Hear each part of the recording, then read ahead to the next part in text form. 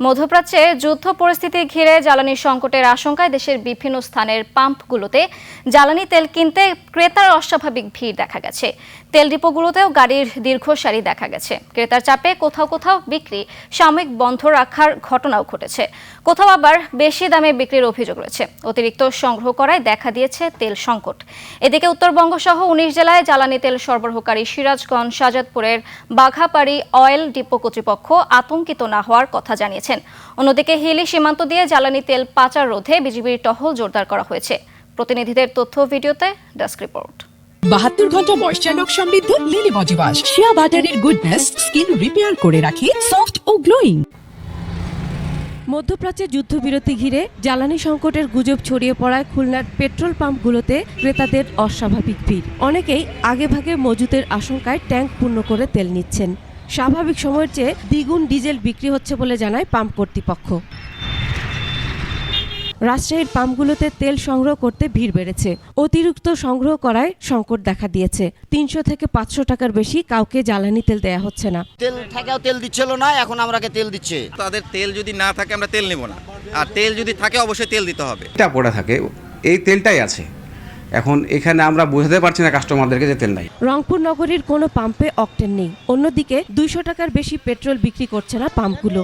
Petrol অকটেনের অভাবে যে কোনো সময় পাম্পগুলো বন্ধ হবার আশঙ্কা দেখা দিয়েছে। গ্রাহকরা বিভিন্ন পাম্পে গিয়ে জ্বালানি তেল না পাওয়ায় ফিরে যাচ্ছেন। ভাই, তেলের যে সংকট, তেলের মধ্যে দেখেন ৫০০ টাকা তেল চাল আমাকে ৫০০ টাকা তেল দিল না, দিচ্ছে ২০০ টাকার তেল, এবং জনপ্রতি প্রত্যেকের ২০০ টাকার উপরে তেল দেওয়া নিষেধ। এর মধ্যে তেল তো আমরা পাইলামই না। তেল তো এখানে অকটেন, আমাদের যে গাড়িতে অকটেন চালাই অকটেনটা সেটা নাই। এদিকে মজুদ কম থাকায় ২০০ টাকার বেশি পেট্রোল বিক্রি করা হচ্ছে না বলে জানান পাম্প মালিক কর্মচারীরা। তেলের কোনো সংকট নাই, বর্তমান সংকট খেলাইছে পাবলিকে।